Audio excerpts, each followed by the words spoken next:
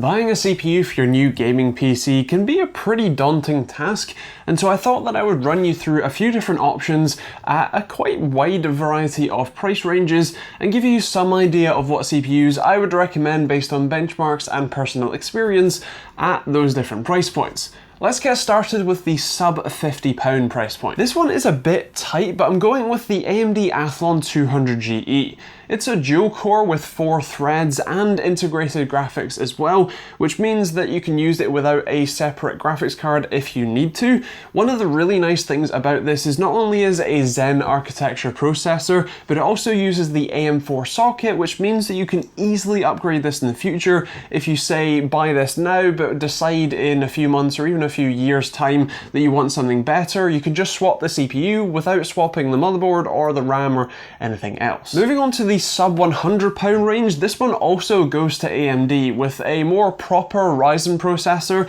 the 3200G. This is a quad core, again with integrated graphics, and while it is named as a 3rd generation processor, it's actually a 2nd gen architecture processor. It's not the end of the world, just something you should know, but either way it's still pretty impressive, does really well when paired with a dedicated graphics card, but can also game on its built-in graphics if you really need to, and like I said, it still comes with all of the benefits of going with a Zen or a Ryzen processor, stuff like a great CPU cooler in the box, and also that upgrade path as well. Around £150 is actually a pretty interesting price point because it's probably the closest 50-50 split between Intel and AMD that you'll see in this lineup. On the Intel side of things, you've got the i5-9400F, a locked or non-overclockable processor that's a 6-core, 6-thread, and on the AMD side, we actually have what is technically a last generation processor here, a 2600X, which is a 6-core with 12 threads and is unlocked and overclockable. Now, the 9400F is going to be a couple of FPS faster in games for about £10 more, at least at the time of filming and in the UK,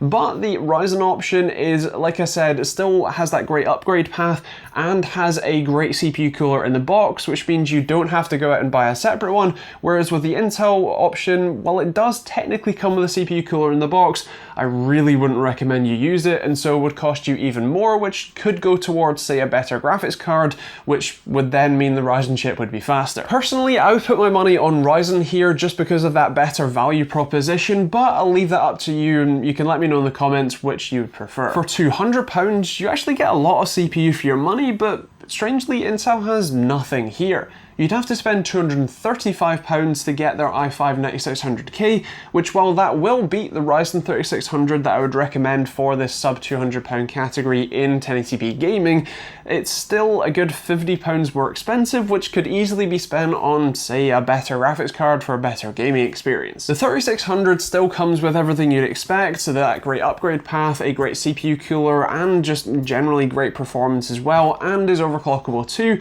so if you want the true value king of CPUs right now, this is probably where I'd head. £250 gets you the aforementioned 9600K, which will do a fantastic job in games, especially at 1080p, but it will also get you the X variant, the 3600X, which is actually basically identical in terms of performance, but it's about £10 less, and like I mentioned, comes with a great CPU cooler in the box, whereas the Intel option just doesn't come with one at all. Both chips are overclockable, and Intel does tend to have a lead here when it comes to overclocking headroom and being able to eke out that extra bit of performance, so if you prefer a overclockable option, then the 9600K might be the better way to go, but do bear in mind that you will need to use a Z series or an unlocked motherboard with this, which does tend to cost a little bit more than something like a B450 motherboard that you could use with the Ryzen option. Moving on to around £300, this is a bit of a weird option. On the Intel side of things, you have the Intel i7-9700 non-K.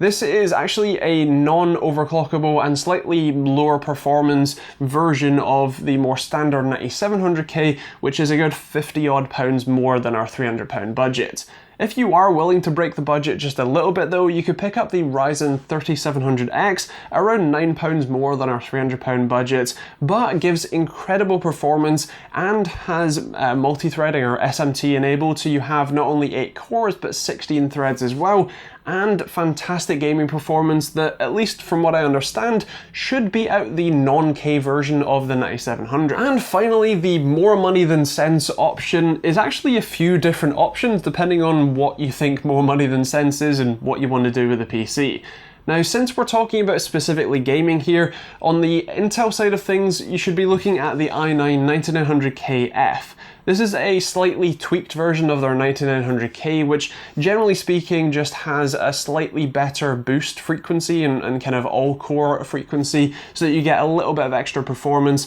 from that CPU. Whereas on the AMD side of things, you can either go with the 3800X, a slightly faster version of the 3700X, and generally keeps up fairly well with the 900K for about £100 less, and still comes with a good cooler in the box. Or you can go with their 12-core option, the 3900X, which is just an absolute monster when it comes to productivity as well as gaming. That's about £100 more than the Intel option, but like I said, if you're planning on doing your work, say video editing or 3D modeling, or even just streaming and gaming at the same time, then the AMD option might be a better place to head. And since I know it's going to be mentioned in the comments, if you're planning on spending that much money on a CPU, you might want to hold on just a little bit and pick up the 3950X, which is going to be a 16-core option in the same socket that Athlon 200GE fits in, which is kind of crazy to say, but should be a very interesting CPU if a bit more expensive. So overall then, you can see that Ryzen does a pretty good job here across the board, either matching or exceeding Intel's both price points and performance.